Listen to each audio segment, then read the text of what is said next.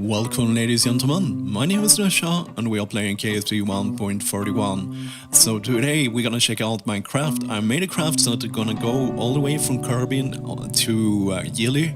Gilly is actually the moon to Eve, so we're gonna go to the Eve system. So before we can check out my craft, I need to upgrade my parts so I can use it, so we can test it out today. So first of all, I want to update there. We have some the couplers, my couplers, quadro couplers, and this is the bigger one. I just want it, and we have 2,649 science, so we can afford it now, so I will take it already now. And then I will take this because I want these parts here, which is the Mark III things that will make things easier for, we need it for my craft. And I'm just curious, that is something I want to check out in a future episode. I want to make a craft that is just propelled by ion propulsion all the way for them, because one of the cool thing with the this ion engine, as you can see here, let's see if we can get all the stats here. What's interesting about this engine is that it has a ISP. It's how effective it uses fuel.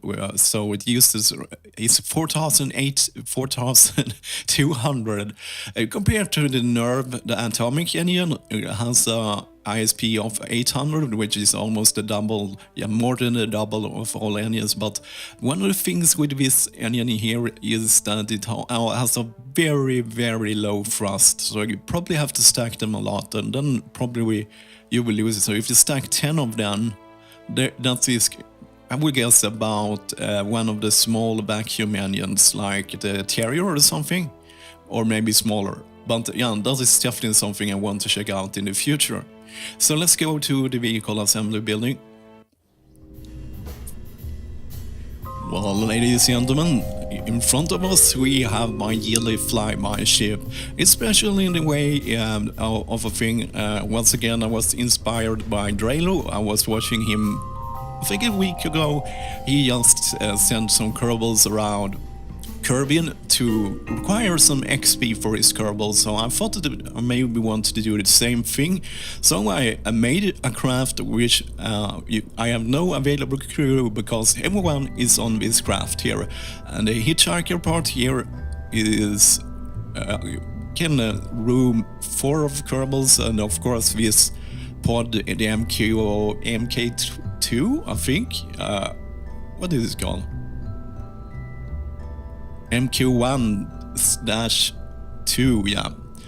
This doesn't really matter. Yeah, so I put all my kerbals here, and the reason for this is, yeah, as I said, I haven't leveled my kerbals very much. If we could take one of the more experienced kerbals we have here, we can see orbit around Kerbal is 2, and as this is a Gilly Flyby, it means we will also orbit around Eve, which will give us 8 experience, and then we will orbit around Gilly, go home to Kerbal. So this is quite a trip for the guys here, as flight at Kerbal, orbit around. So you can see here the other guys are not that experienced. Maybe I will, yeah, it will help them to level up, and I thought it was a good because we also have a contract, of course, going to Gilly and do a flyby, and it just means that you have to fly past it, but I will do one better and orbit around it and go home to Kerbal. So let's check out our things here.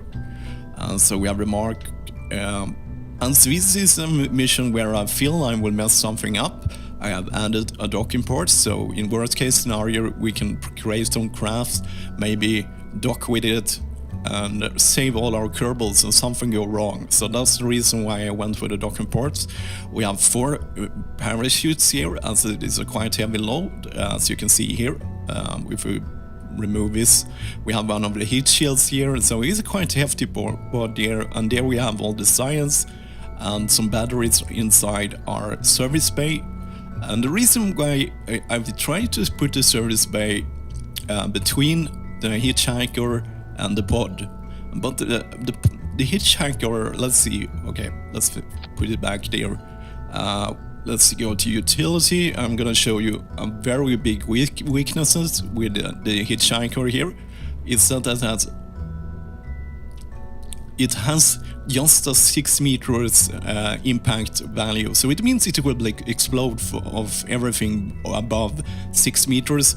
Even with 4 parachutes, I was not able to make this craft to go descent down with parachutes more than 7 meters, and that means that this part explode, and it's the kind of part we want because there is 4 kerbals inside that. We don't want those to die. So just by changing the service blade, which we can see here, solved my problem of this here, because the service blade is 14 meters per second impact, so it means that if we land with that part, it can take the punishment without exploding, and without exploding kerbals, which is also very thing. So I've learned my lesson here. If we look at our transfer parts here, I put my monopropellants extra spare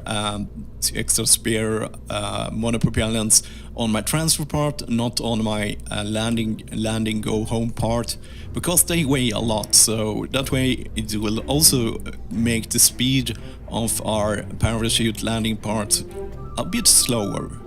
Also, after having troubles to be almost tangle myself inside my own parts, bumping into them, I've added some separate front steer, because if we look at this part here, the small hard part it looks really cool. I like it because it makes things look nice, but it has an ejection force of 60, so it means that I almost tangle up in my testing here. And we will test this with a ascent all the way up to 250,000 meters, and then back to Kerbal. So you will see how it works in real time here. Also, I didn't went with I went with these guys, these parabolas instead, because they look more fitting for this kind of craft.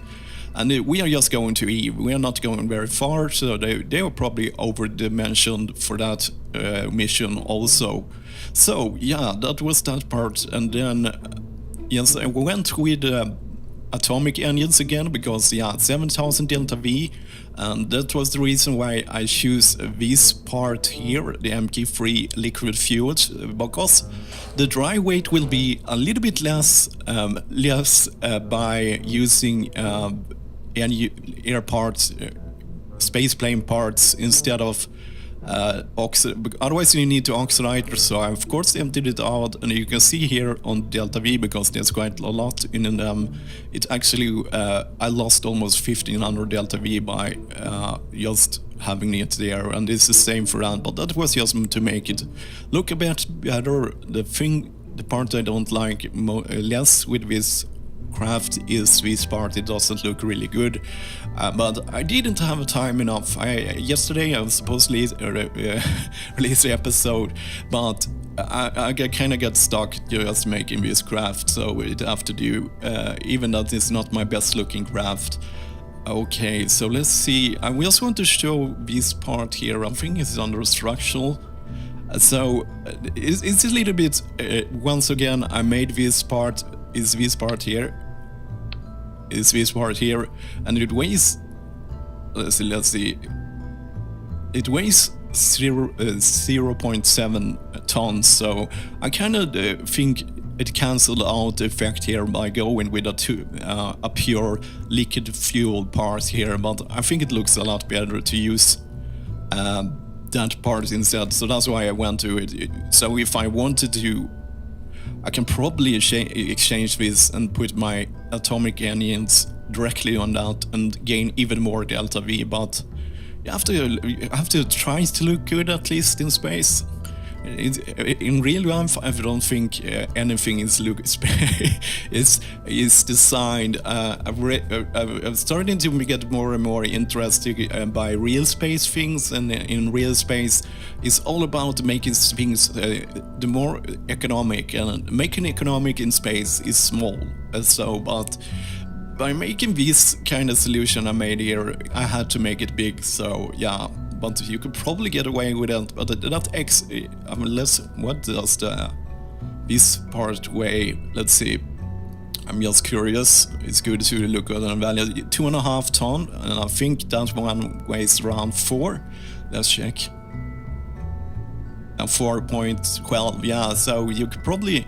I was actually thinking about, I wanted to, but let's see, let's go to the part I wanted to use. I wanted to use a 2 of these instead, because that's it's a little bit lighter than using the hitchhiker, but it only wants to, you can't attach it radially.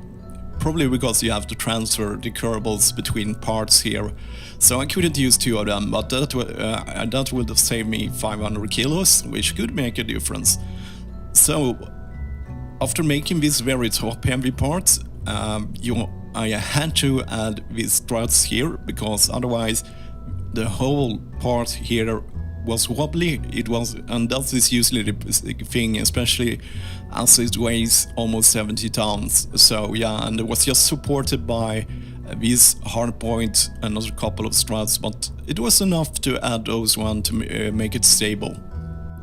So the other launch part, I was lazy, and I kind of liked a small simple look of using the biggest possible engines. So we are using over 3 meter sparks here, which adds a lot of fuel, but it adds tons of weight, and we have an excellent thrust to weight ratio in the atmosphere all the way, so that means that we can throttle down.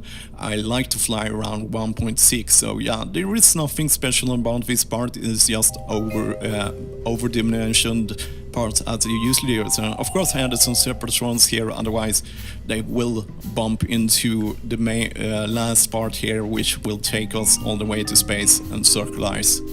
So let's fly this little thing.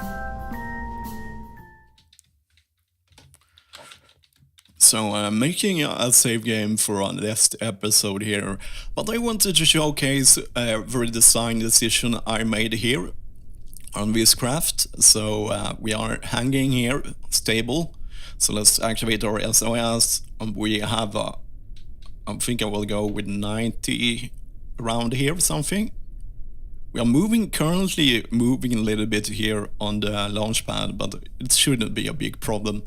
So yeah, I want to launch this up to 250,000 meters, and then I will descend on Kerbin so I can show our last part. So this is the test to see if everything is working as it's supposed to be. I've tested the parts in different scenarios by themselves, but not the launcher part, so I will test it with you guys. Okay, so let's launch. So we have some very heavy engines here, so we will try to do a gravity turn, or my interpretation of a gravity turn. I don't want to change it. It is a way I have done for a long while, and it often works. So we have about 3,600 delta V to do our 250,000 meters here. So what I usually do here is try to stay tilted the ship to 75 degrees. And let's try to stay on the 90-degree angle as close as possible without losing control. So we have a thrust weight ratio around 1.5. I will try to keep it at around 1.6, because that is kind of good speed, because then I have time enough to adjust in case I need to adjust something and not going too fast. And that is the speed I prefer. So let's try to tilt. We're closing in to 5,000 meters. So yeah, I'm throttling down here a bit. Okay, so as you can see, this is a super easy craft to fly. It's designed that way to be easy to fly. I have had some crafts that have been very hard to fly out of the atmosphere, but then you usually can just go straight up and circularize, but then you need a lot more delta V. So we are quite a lot over the 90-degree angle here. So what I'm trying to move myself around 45 degrees when I hit. Okay, now I'm talking and I'm adjusting at the same time, so it's a bit late, but I want to be around 45 degrees here. And it looks like we have 19 seconds left on our homemade thrusters, so this was not my best descent because I'm concentrating on talking at the same time flying. So yeah, let's see here. So I will probably let the thrust to weight ratio to build a bit here, as we are gonna get staged here soon, so let's stage this. So and then we have a thrust weight ratio of, yeah, let's get that up to 1.6. And I like the easiest way I've done it. I think it's just to stay around 30 degree angle and try to stay on the 90 until I get the height my apogee up to 250 or other. It depends on it, but will have a fairly low thrust to weight ratio with our atomic engines, so I want to be at 250, so we have room to maneuver, because some on the transfer will take quite a while. It would be a long burn. So now I was talking and forgot about my thrust to weight ratio. I like to keep it here, so it goes slow and steady. We still have around 1500 LTV left in this part here, so, and it looks like we are on target here. It will be no problems to reach our goal of 250,000. Let's see.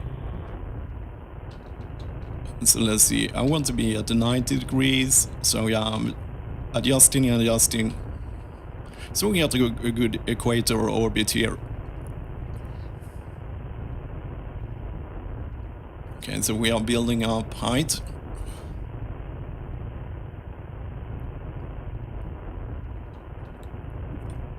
Yeah, you can time it so you do a gravity turn where you fly everything on your own, and then you kind of want to go more or less on the horizon about now instead, and just try to circularize yourself. But I feel like this is the most simple way to do it, or I can do it over and over again without any mistakes. So that's why I'm using this 30 degree method. It works for me. It may be not the most effective one, but it will.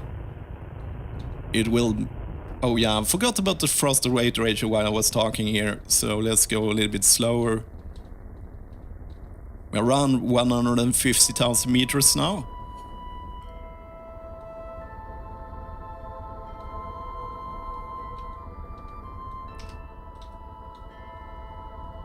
Okay, it's soon time to circularize. Let's go down a bit. Okay, let's get ready. Cool, so let's circularize.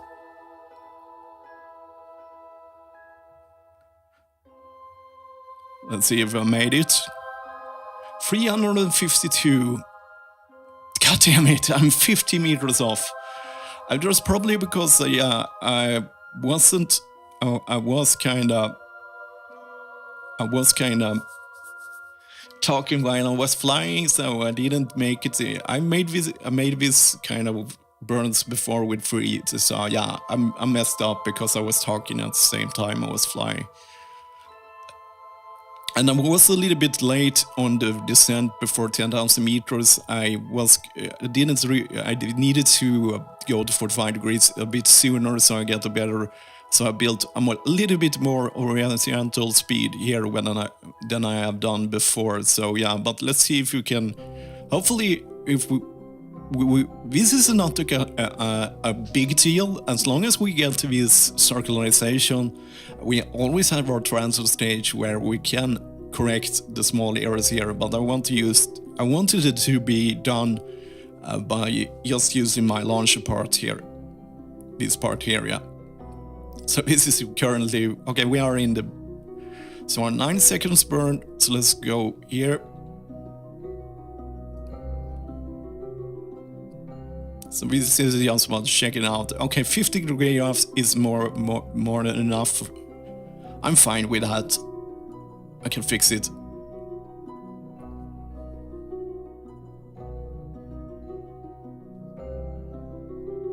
Oh yeah, I placed my maneuver point a bit after the highest point. It doesn't really matter.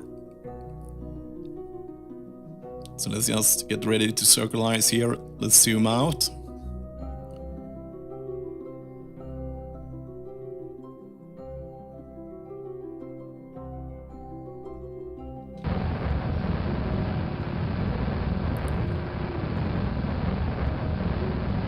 let's just burn until it burns out. So we are a little bit off, let's see here. And I've used some separatrons here to make this transfer a little bit easier too. As you can see, I'm tired of waiting. Okay, I got the bug there. The stage are ending, and we will use it. It's just a simulation how it's gonna be. This is not for real. This is just a test. Okay, let's see. So we are burning very slowly with our atomic engines, but we have only a thrust weight ratio of 0.45. It's okay. It's not great, but it's not bad. Okay, yeah, that's good enough for our situation. So what we want to do now is just go right into the atmosphere. So let's turn ourselves around. And I want to land it.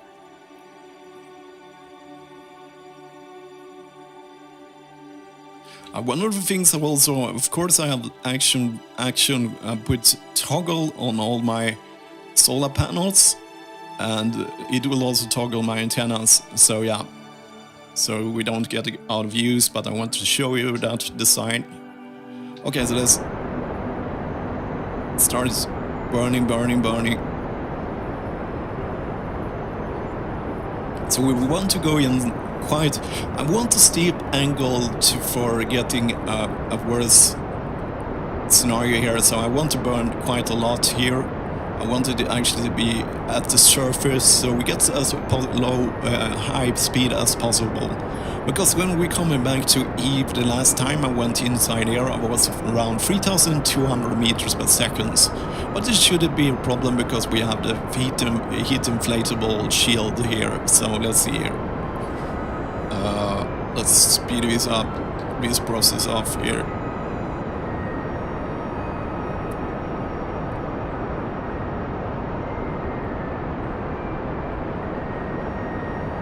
Okay, so let's put it at surface here, so we get a steep angle.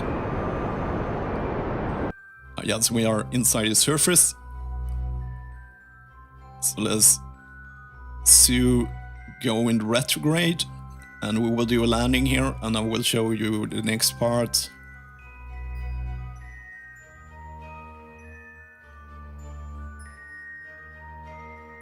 Okay.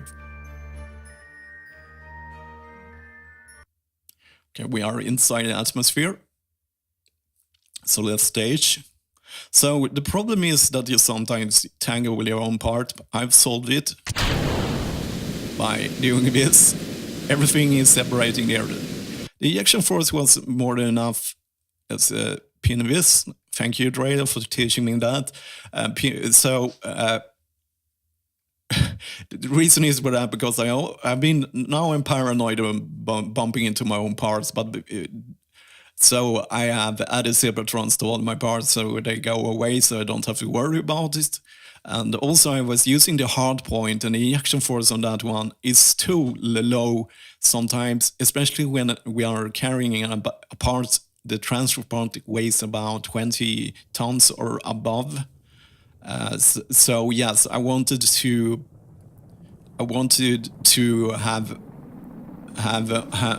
get rid of it, so we don't get rid inside it, so we don't tangle with it.